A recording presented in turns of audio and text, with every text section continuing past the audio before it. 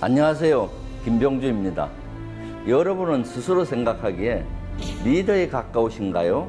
아니면 팔로워에 가까우신가요? 사실 이것은 명확하게 구분하기 어려운 일입니다.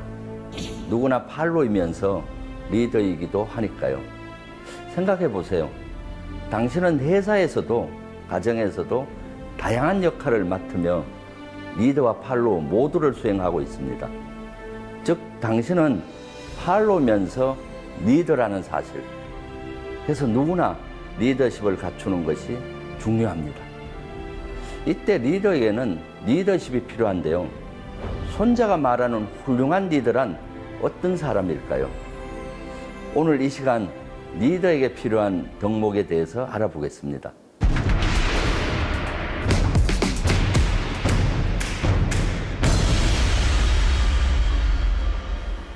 리더십은 시대 흐름에 따라 변해왔습니다. 예전에 농업시대, 산업화 시대까지 리더십은 조종 경기와 같았습니다. 한 리더가 지시를 내립니다. 그럼 모두가 일사불란하게 구령에 맞춰 노를 젓는 겁니다. 리더가 지시를 내리면 팔로우가 지시를 따랐습니다. 리더와 팔로우의 구분이 명확했죠. 하지만 정보화 시대로 오면서 리더십의 양상은 복잡하게 변했습니다. 리더와 팔로우가 역할을 바꾸거나 두 역할을 동시에 하는 경우가 있죠. 어떤 때는 팔로우가 리더 역할을 하기도 합니다. 그래서 오늘날의 리더십은 래프팅과 비슷하다고 합니다. 래프팅을 할 때 어떻죠? 일단 리더의 지시에 따라 움직입니다. 하지만 장애물을 만나면 그 장애물 쪽에 있는 구성원이 리더 역할을 수행하며 물살을 헤쳐나가야 합니다. 이처럼 오늘날에는 자기가 맡은 일에서는 누구나 리더입니다. 누구나 자신이 맡은 일의 과정을 디자인하고 직접 이끌어갈 수 있어야 합니다. 조직의 리더뿐 아니라 모두가 리더십을 잘 알고 실천할 필요가 있는 시대인데요. 저는 어린 시절부터 리더십을 고민해 왔습니다. 리더십에 대한 저의 첫 번째 의문은 이것이었죠. 리더는 태어나는 것일까? 길러지는 것일까? 이런 고민을 하게 된 건 아마 제가 훌륭한 리더가 되고 싶었기 때문일 거예요. 그런데 유명한 인물들의 위인전을 보면요. 마치 어렸을 때부터 리더로 성장할 만한 기질을 갖고 있었던 것처럼 묘사되어 있습니다. 그런데 정말 그런 걸까요? 저의 경우를 말씀드려 보겠습니다. 저는 저처럼 내성적인 기질을 가진 사람도 후천적으로 노력하면 꿈을 이룰 수 있을지 궁금했습니다. 그래서 역대 유명한 리더들의 자료와 문헌을 찾기 시작했습니다. 자료를 면밀히 분석해 보니 위인전에 나오는 내용과는 달리 리더십은 노력에 의해 길러진다는 사실을 알 수 있었습니다. 유명한 명장이나 리더들 중에서 소년기나 청년기에 평범하거나 눈에 띄지 않다가 나중에 두각을 나타내는 경우가 많았습니다. 처음엔 리더의 기질이 별로 없어 보이던 사람도 꾸준하게 교육과 훈련을 받으면 훌륭한 리더로 성장했습니다. 손자는 국가가 강해지려면 훌륭한 리더와 훌륭한 장수들이 많아야 한다고 강조했습니다. 손자는 국력을 배양하려면 5가지가 있어야 한다고 했습니다. 도천지 장법이 그것입니다. 이 중 한 요소인 장이 훌륭하고 유능한 리더를 의미합니다. 그만큼 손자는 리더의 역할을 강조했습니다. 리더의 중요성은 국가뿐 아니라 어느 조직을 운영하는 데에서나 마찬가지로 적용됩니다.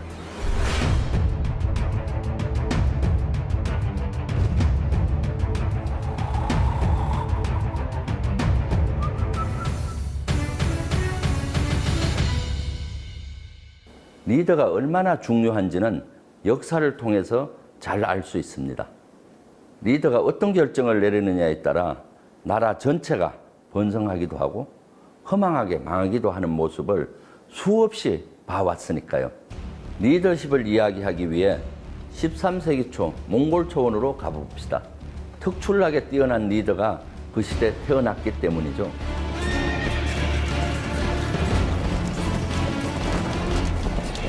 13세기 초는 격동의 시기였습니다. 세계의 지각 변동이 일어났죠. 아시아의 나라가 최초로 유럽까지 쳐들어간 겁니다. 이를 이끌던 리더가 있었는데 바로 칭기스칸입니다. 그때까지의 몽골은 수천 년 동안 하나의 나라가 아니라 씨족, 부족 중심으로 흩어져 있었습니다. 여러 부족으로 흩어져 살다 보니 부족 간 전쟁이 끊이지 않았습니다. 부족 간 전쟁에서 지면 패배한 부족은 다른 부족의 노예가 되었죠. 몽골 초원엔 평화로움이 없이 전쟁만 반복되었습니다. 사항이 이러하니 몽골 초원에 사는 부족들의 고통은 이만저만이 아니었습니다. 이때 어느 작은 부족 추장의 아들 태무진이 태어나죠. 태무진은 부족장의 아들로 행복한 환경에서 어린 시절을 보냅니다. 그런데 이러한 행복도 오래 지속되지 않았습니다. 태무진이 9살이 되었을 때 부족장이었던 아버지 예수게이가 다른 부족에 암살을 당한 것이죠. 그때부터 태무진은 가정 고초를 겪습니다. 그런데 이 고난을 통해 태무진은 단단한 리더로 성장하게 됩니다. 그리고 추종 세력을 규합해 세력을 넓혀갑니다.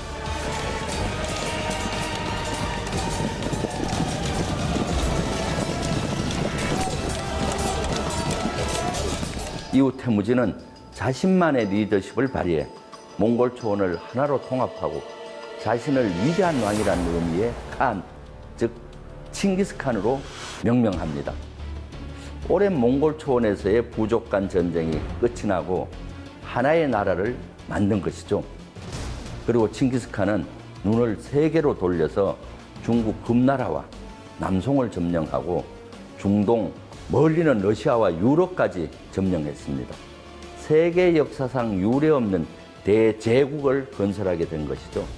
칭기스칸이 몽골 초원의 작은 부족에서 시작해 몽골을 통일하고 세계 대제국을 건설한 것은 그의 빛나는 리더십이 있었기에 가능한 것이었습니다.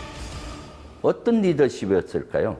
손자는 손자병법에서 리더의 중요성을 설파하면서 리더가 갖추어야 할 자질 5가지를 제시합니다.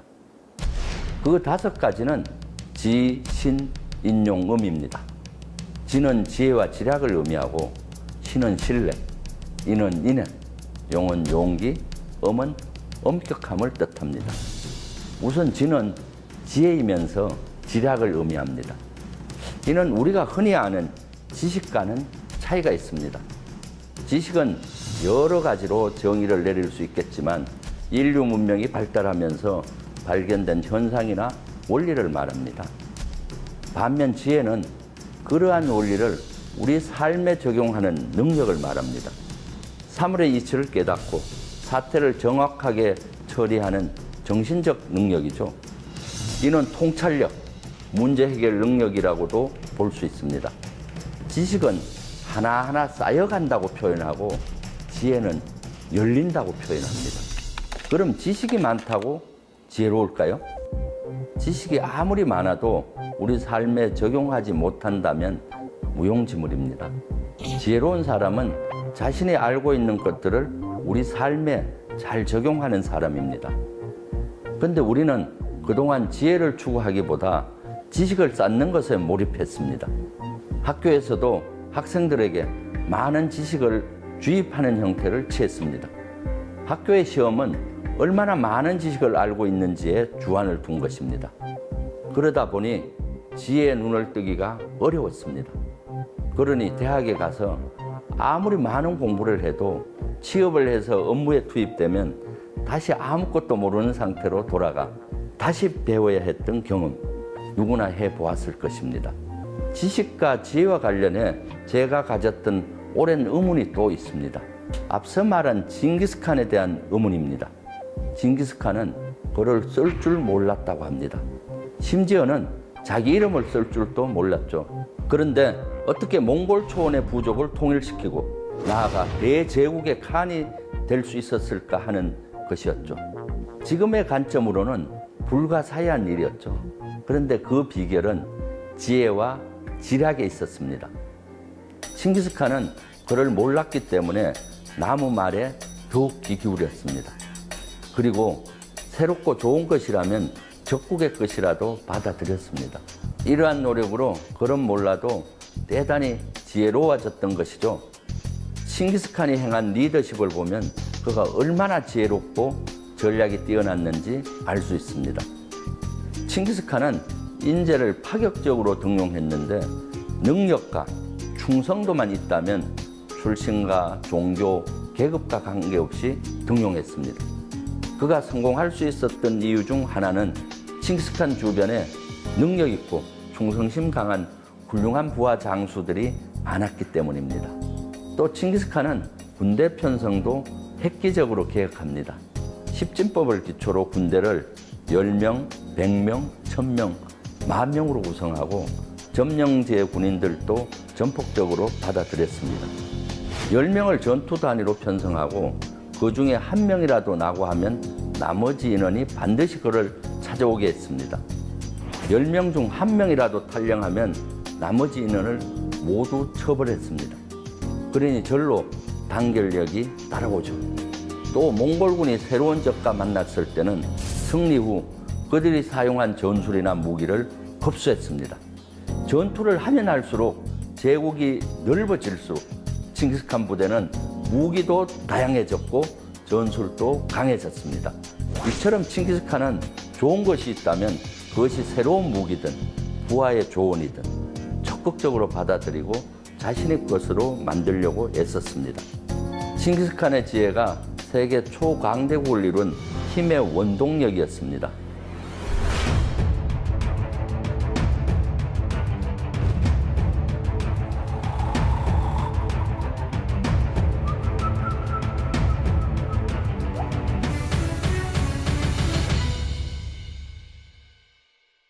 그러면 이러한 지혜와 지략은 어떻게 갖출 수 있을까요? 지혜와 지략을 갖추는 방법에는 너무나 많은 방법이 있습니다.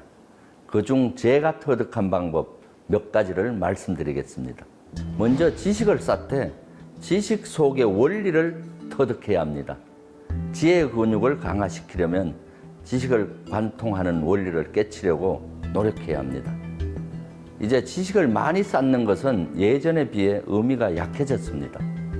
인터넷 검색 한 번이면 어떤 분야든 잘 정리된 지식을 펼쳐볼 수 있는 시대니까요. 그만큼 지금은 지혜로워지는 것이 중요해졌죠. 무언가를 공부할 때 무조건식 암기보다는 원리를 이해하려고 노력해야 합니다. 둘째, 지식과 실제의 경계선에 서서 공부하고 일해야 합니다. 학교에서 지식을 배우고 익힌 뒤에 시험을 보고 거기서 그쳐서는 안 됩니다. 그것을 우리 삶에 어떻게 적용할지 늘 고민해야 합니다. 셋째, 현장으로 나아가 원리를 터득해야 합니다. 문제와 답은 현장에 있다고 합니다. 현장에 가서 유심히 관찰해 보세요. 이렇게 하면 문제 해결 능력이 생기고 지혜로워질 수 있습니다. 넷째, 지혜의 문을 여는 방법으로 문제에 집중하지 말고 해답에 집중해야 합니다. 문제가 발생하면 사람들은 흔히 문제 자체에 집중하는 경향이 있습니다. 문제에 집중하니 답은 떠오르지 않고 문제가 확대되어 보이죠. 그래서 이건 이래서 안 된다, 저건 저래서 안 된다, 힘들고 어려운 문제점만 보입니다. 지혜의 문을 열려면 어딘가에 반드시 답이 있다고 생각하고 답에 몰입해야 합니다. 그러면서 고민하다 보면 어느 순간 문제의 실타래가 풀리기 시작합니다. 이것이 지혜가 열리는 순간입니다. 한 예를 들어볼까요? 산업화 시대 우리나라 경제 성장에 큰 공헌을 한 정주영 회장의 이야기입니다. 그를 지혜롭게 만든 비결은 문제에 집중하지 않고 해답에 집중하는 습관이었죠. 정주영 회장이 늘 즐겨 쓴 말은 이봐, 해봤어? 였습니다. 어떤 문제에 봉착했을 때 문제에만 집중하고 부정적인 의견을 내는 직원들에게 늘 하던 말이었습니다. 1984년 현대는 김제 평야보다 넓은 땅을 만들어낼 서산 천수만 간척 사업을 시행합니다.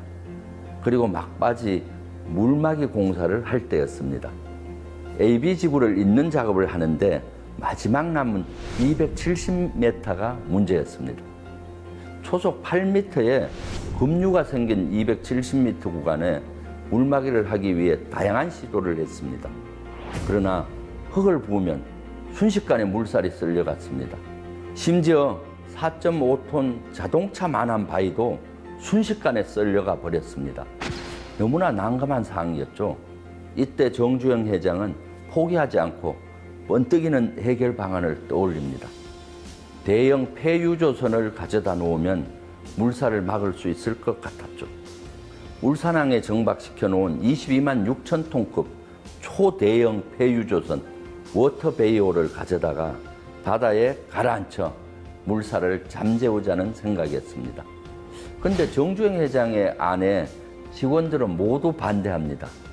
너무 문제가 많다는 것이죠. 이때 정주영 회장이 그 유명한 말을 합니다. 이봐, 해봤어? 그리고 추진력을 발휘해서 실제로 실시합니다. 전 세계적으로 유례없는 방식이었죠. 1984년 2월 25일 개시된 이 작전은 각고의 노력으로 배를 가라앉히고 물살을 잠재우는데 성공했습니다. 이로써 공사기간은 3년 단축되고 공사비 290억 원이 절감됐습니다. 문제사항이 아닌 해결책을 찾는 데 집중해 배를 띄우는 것이 아니라 가라앉힌다는 역발상을 떠올릴 수 있었습니다.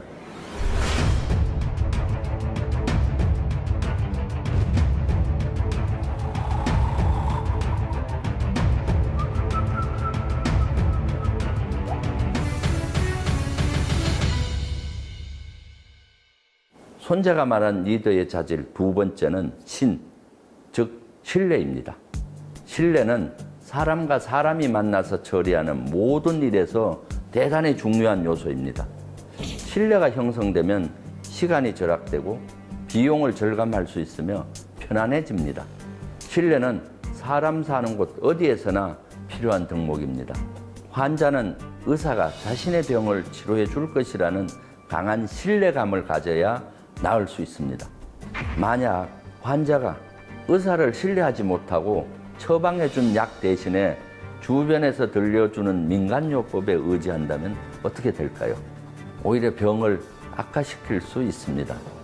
코로나19로 인해 재택근무를 하는 분들이 많아졌죠. 지금은 재택근무가 코로나 시대의 뉴노멀로 자리 잡아가고 있지만 20여 년 전에는 엄두도 내기 힘들었는데요. 1999년에 회사의 콜센터 직원들을 재택근무하도록 한 회사가 있었습니다. 미국의 어느 저가 항공사 이야기인데요. 예약 고객 응대가 무엇보다 중요한 항공업계에서는 매우 파격적이고 이례적인 일이었죠. 콜센터 직원 대부분이 아이 엄마들이었기 때문입니다. 집에 컴퓨터와 전화기를 놓고 일하면서 육아와 직장 생활을 병행할 수 있도록 한 조치였는데요. 이 조치를 처음 시행했을 때 과연 엄마 직원들이 집에서 아이들과 돌보며 일에 집중할 수 있을지 우려의 목소리가 컸습니다. 하지만 이 회사의 창업자는 창고 같은 공간에서 종일 전화를 받는 것보다 자신에게 맞는 환경에서 근무하는 직원이 더 좋은 성과를 낼 수 있을 것이라며 직원들을 신뢰하고 강행했습니다. 결과는 어떻게 됐을까요? 대성공이었습니다. 재택근무자들의 빠르고 친절한 응대에 이용객들은 꾸준히 늘었고 불필요한 임차료와 운영비를 줄인 이 항공사는 운항 개시 6개월 만에 흑자를 냈습니다. 그렇다면 이처럼 중요한 신뢰를 잃었을 때 어떤 일이 발생할지 반대의 예를 봅시다.